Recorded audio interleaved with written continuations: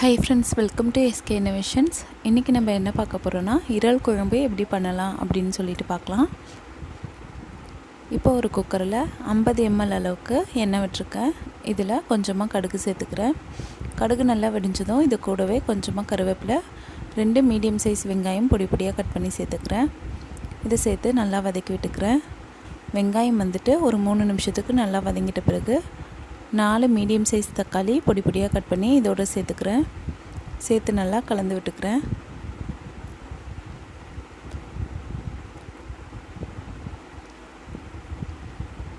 இப்போ தக்காளி சீக்கிரம் வதங்கணுன்றதுக்காக இப்போவே இதோட இந்த குழம்புக்கு தேவையான அளவுக்கு உப்பு சேர்த்து வதக்கி விட்டுக்கிறேன். இப்போ வெங்காயம் தக்காளி ரெண்டுமே நல்லா வதங்கிடுச்சு. இப்போ இதோட 1/2 கிலோ அளவுக்கு இறால் எடுத்துக்கிறேன். இது முன்னாடியே க்ளீன் பண்ணி சேர்த்துக்கிட்டாச்சு. இப்போ இதை நல்லா கலந்து விட்டுக்கலாம். இது ஒரு 2 நிமிஷத்துக்கு அப்படியே நல்லா வதங்கட்டும். இப்போ 2 நிமிஷம் ஆகிடுச்சு. இப்போ இதோட 1/4 கிலோ அளவுக்கு முள்ளங்கி கட் பண்ணி சேர்த்துக்கிறேன். ஒவ்வொருத்தவங்க கத்திரிக்காய் முருங்கைக்கான்ட்டு டிஃப்ரெண்ட் ஸ்டைலில் பண்ணுவாங்க. எங்கள் வீட்டில் நாங்கள் ரொம்பவே டிஃப்ரெண்ட்டாக முள்ளங்கி சேர்த்து இறால் குழம்பு பண்ணுவோம். இது சாப்பிட்றதுக்கு ரொம்பவே டேஸ்டியாக இருக்கும். கண்டிப்பாக எல்லோரும் இந்த மாதிரி ஒன் டைம் செஞ்சு பாருங்கள். உங்கள் எல்லாருக்குமே ரொம்ப பிடிக்கும். முள்ளங்கி சேர்த்து இப்போ நல்லா வதக்கி விட்டாச்சு. இது 1 நிமிஷத்துக்கு அப்படியே இருக்கட்டும். இப்போ பாருங்கள், 1 நிமிஷம் ஆகிடுச்சு.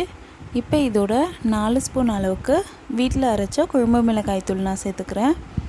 உங்கள்கிட்ட குழம்பு மிளகாய் தூள் இல்லாட்டி 2 ஸ்பூன் அளவுக்கு தனி மிளகாய் தூள், 2 ஸ்பூன் அளவுக்கு தனியாத்தூள், 1/2 ஸ்பூன் அளவுக்கு ஜீரகத்தூள் சேர்த்துக்கோங்க.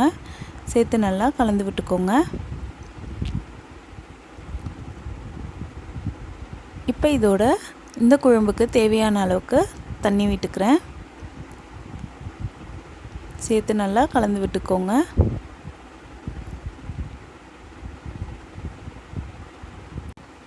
இப்போ பாருங்கள், குழம்பு நல்லா கொதிக்க ஆரம்பிச்சிடுச்சு. இப்போ இதோட சின்ன லெமன் சைஸ் அளவுக்கு புளி எடுத்து ஊற வச்சு கரைச்சி அந்த புளி தண்ணியை இதோடு சேர்த்துக்கிட்டேன். சேர்த்து நல்லா கலந்து விட்டுக்கலாம்.